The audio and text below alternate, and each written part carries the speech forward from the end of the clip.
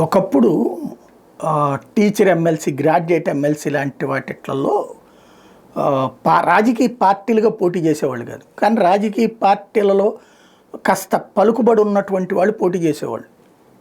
ఆంధ్రప్రదేశ్లో ఉమ్మడి ఆంధ్రప్రదేశ్గా ఉన్నప్పుడు అలాగే కమ్యూనిస్టు నాయకులు, భారతీయ జనతా పార్టీ నాయకులు ఎమ్మెల్సీలుగా గెలిచారు గ్రాడ్యుయేట్ ఇట్లాంటి వాటిట్లో.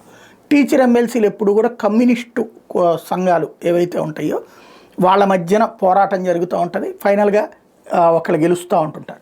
వాటిట్లో రాజకీయ పార్టీలు జోక్యం ఉండేది కాదు. కానీ ఈ దఫా తొలిసారి అనవసరమైన స్టెప్ తీసుకుంది తెలుగుదేశం పార్టీ. రఘువర్మ సిట్టింగ్ ఎమ్మెల్సీకి మద్దతు ప్రకటించడం అన్నటువంటి ఆ రాంగ్ స్టెప్ కారణంగా నిన్నేమో అక్కడ చూస్తే దామోదర్ నాయుడు ఘన విజయం సాధించిన, అంటే ఈ రెండు మెజార్టీలతో పోల్చుకుంటే తక్కువే, కానీ బట్ విజయం చక్కటి విజయమే సాధించారు. అది కూడా తొలి ప్రాధాన్య ఓట్లతోనే విజయం సాధించారు. రెండవ ప్రాధాన్య ఓట్లు ఇవన్నీ అక్కర్లేకుండానే విజయం సాధించేశారు. వాస్తవంగా అప్పుడు మన వీడియోలు రెగ్యులర్గా ఫాలో అయ్యే వాళ్ళకి ఐడియా ఉంటుంది. తెలుగుదేశం జనసేననేమో రఘువర్మకు మద్దతు ఇస్తే భారతీయ జనతా పార్టీ అధికారికంగా రాష్ట్ర స్థాయిలో ప్రకటించలేదు, కానీ లోకల్ లీడర్లు వచ్చేటప్పటికి దామోదర్ నాయుడికి మద్దతు ప్రకటించినటువంటిది. అది జ్యోతి ఈనాడు రాసినటువంటిదే మాట్లాడుకున్నాం ఇంతకుముందు. అదే సందర్భంలో ఇవాళ విజయం అనేటటువంటిది దామోదర్ నాయుడిని వరించింది. అయితే ఇప్పుడు ఆటోమేటిక్గా అక్కడ ఫెయిల్ అయ్యింది.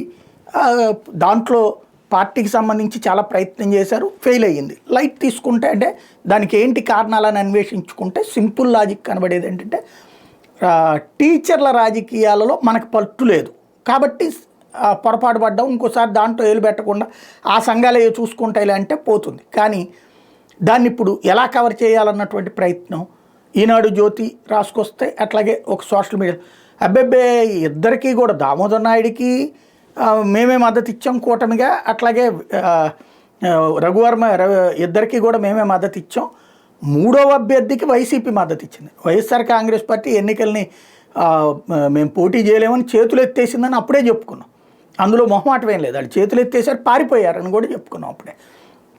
వాళ్ళు లేదు, పోటీనే చేయలేదు, ఎవరికి మద్దతు కూడా ప్రకటించలేదు.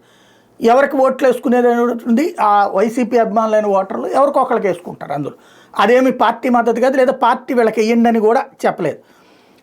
అయితే అసలు పాయింట్ ఏంటయ్యా అంటే ఇక్కడ ఇప్పుడు విజయం సాధించడం అన్నటువంటి దాన్ని చివరికి ఆ దామోదర్ నాయుడు గారు ఏం చెప్పారంటే ఈ గొడవ అంతా ఎందుకని, ఏది నిన్న తెలుగుదేశం వాళ్ళు ఏం ప్రచారం చేశారు, ఆ మూడవ అభ్యర్థికి టీచర్ల దాంట్లో మూడవ అభ్యర్థికి వైసీపీ మద్దతు ఇచ్చింది, వాళ్ళు దారుణంగా ఓడిపోయారు, అక్కడ కూడా ప్రతిపక్షం రాలేదు, ఇట్లాంటిది ఒక తప్పుడు కథ, అనవసరమైనటువంటి చర్చ అది. దాంట్లో ఏం మాట్లాడకుండా ఉంటే టీచర్ ఎమ్మెల్సీలో మద్దతు ఇచ్చిన వాళ్ళు పోయారు, మేము డైరెక్ట్గా పోటీ చేసిన చోట 2 గెలిచామంటే సింపుల్ అయిపోయా. మేము మద్దతు ఇచ్చాం, ఆయనే మా పార్టీ కార్యకర్త కాదు కదా రఘువర్మ అంటే అయిపోయా, సింపుల్. దాన్ని కాస్త సాగదీసి జీడిపాకంలాగా దాన్ని రచ్చ చేస్తున్నటువంటి పరిస్థితి. ఓ రకంగా టీచర్ దాంట్లో మనం జోక్యం చేసుకోకుండా ఉంటే బెటర్, లేదా ఇకపైన భవిష్యత్తులో టీచర్ల కార్యక్రమానికి కూడా మనం ఇప్పటి నుంచి ప్రిపేర్ చేసుకోవాలి. ఎందుకంటే గ్రాడ్యుయేట్లో ఆ ప్రిపరేషన్ కదా సక్సెస్ చేసింది.